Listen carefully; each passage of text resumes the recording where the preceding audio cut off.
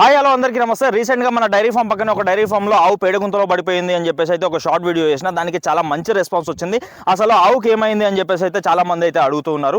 నేను ఆవుకి అది ఏమైపోయిందంటే ఆవు చనిపోవడం వల్లనే అయితే అసలు వీడియో తీయలేకపోయాను. ఎందుకంటే నాకు చాలా బాధ అనిపించి అసలు దాని గురించి చెప్పలేకపోయాను.